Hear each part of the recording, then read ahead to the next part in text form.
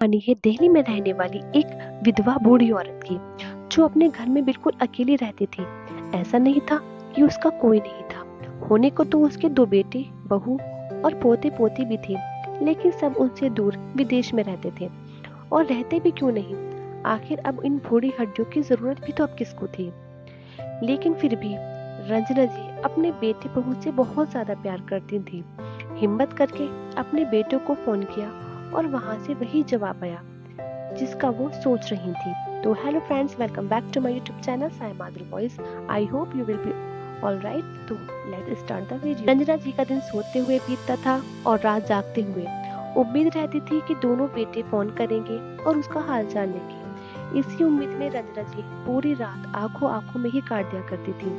ऐसा नहीं था कि उसके दोनों बेटे उससे पूछते नहीं थे, लेकिन परदेसी बाबुओं का कहना भी क्या, कोई दूर से कितना भी बात कर सकता है, ये भी एक कड़वा सच था। हर कोई अपनी जिंदगी में व्यस्त रहता है, अपने ही मुसीबतों और दिनचर्या से जूझते हुए। होली बीत चुकी थी, अब दशहरा भी और दिवाली में कुछ ही दिन शेष थे। रंजना जी ने बारी बारी से अपने दोनों बेटों के आने के लिए कहा था, लेकिन बहाना तैयार था। दोनों बच्चे अब नए साल में आने की बात कर रहे थे। रंजना जी ने ठंडी सांस भरी और कहा, चलो कोई बात नहीं, अब दिवाली भी बिना परिवार की ही निकाल लूंगी मैं। पर नए साल में तुम दोनों जरूर आना, न जाने बूढ़ी आगे कब पथरा जाए। हाँ माँ, हम कोशिश करेंगे और इस बार आपको भी साथ लेकर जाएंगे। उनके दोनों बेटे दीपक और मीत ने उम्मीद दिलाकर फोन रख दिया था। रंजना जी को अब देर थकने लगी थी। निरंजन जी के जाने के बाद तो वे बिल्कुल ही अकेली और निस्सहाय महसूस करने लगी थी। आज दोनों बेटों से बात करके वे सोच रही, लेकिन वो बहुत ज्यादा आहत हो गई। पानी की बोतल उनके बेड पर रखी हुई थी।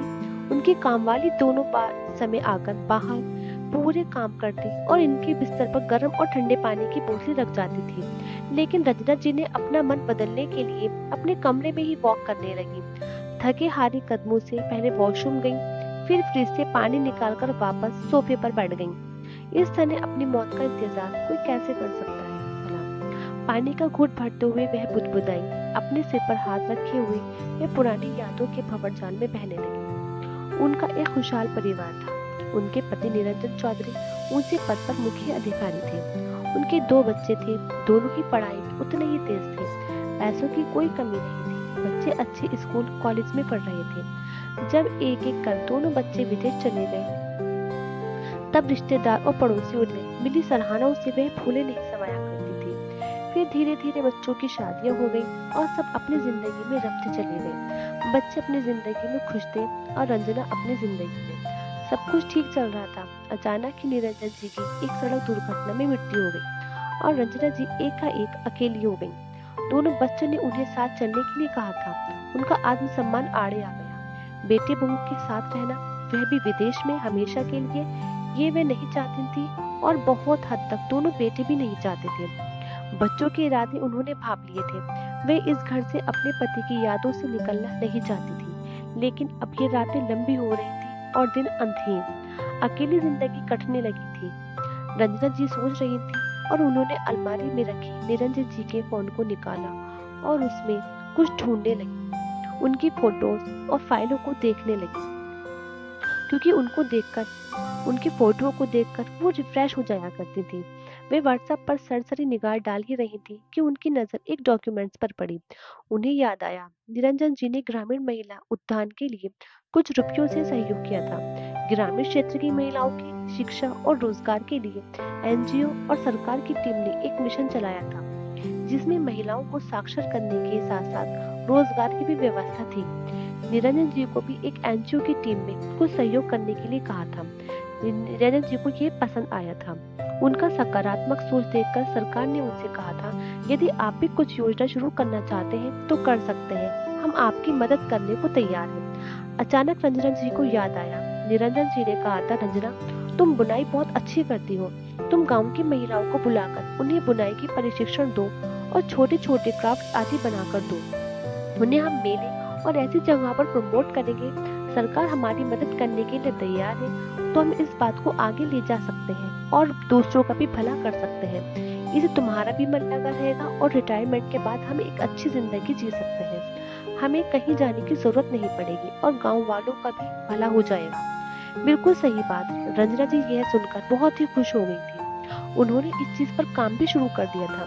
लेकिन फिर अचानक ही एक सड़क दुर्घटना में निरंजन जी चल बसे और उसके बाद सब कुछ कागज में ही सिमट कर रह गया। अचानक इस बात को याद कर रंजना जी खुशी से ललक उठी। उन्होंने बहुत कुछ सोचा और फिर जाकर सो गईं एक नई सुबह के लिए। दूसरे दिन जब कामवाली काम पर आई तो उसने रंजना जी को काफी खुश देखा। वह हैरान हो गई। माँ जी क्या बात, आप बहुत खुश हैं? कमला आ गई, लो चाय पियो। ठीक है माँ जी, चाय मैं बना देती। अरे तो क्या हुआ, रोज तो तुम ही बनाती हो, आज मैंने बना दी तो क्या हुआ, पियो चाय। बड़ी अच्छी चाय है माँ जी, रंजना जी ने चाय पीते हुए कहा। कमला मेरी बात सुनो, तुम्हारे गांव देहात में जितनी भी महिलाएं यहाँ आकर मेरे से बुनाई सीखना चाहती हैं उसे बुला लिया करो। मैं कल से सभी को बुनाई सिखाया करूंगी। ठीक है माँ जी। अभी उसकी बात खत्म ही नहीं हुई थी कि रंजना जी ने कहा, बस सोच रही हूँ कि तेरे अंकल जी की आखिर इच्छा पूरी कर दूं। रंजना जी ने अपनी देखरेख में गांव की महिलाओं को बुनाई का प्रशिक्षण देना शुरू कर दिया। देखते देखते रंजना जी के पास गांव की महिलाएं लड़कियां हुजूम में आने लगी। रंजना जी अब दोहरे शेड्यूल में बुनाई सिखाया करती थी। देखते देखते महीने गुजर गए, साल बीत गए। वहां पर बहुत सारी औरतें आने लगी और उनसे कामकाज सीखने लगी। रंजना जी उन्हें शहर वाले मार्केट में भेजती थी। अस्थायी प्रशासन की मदद से उन्होंने कई तरह के मेले और हुनर में भाग लिया, इनका प्रदर्शन भी किया। अब उनका ये काम चल पड़ा था। कई नामी ब्रांड और सरकारी संस्थाओं ने उनके प्रोडक्ट्स हाथों हाथ खरीदना शुरू कर दिया था।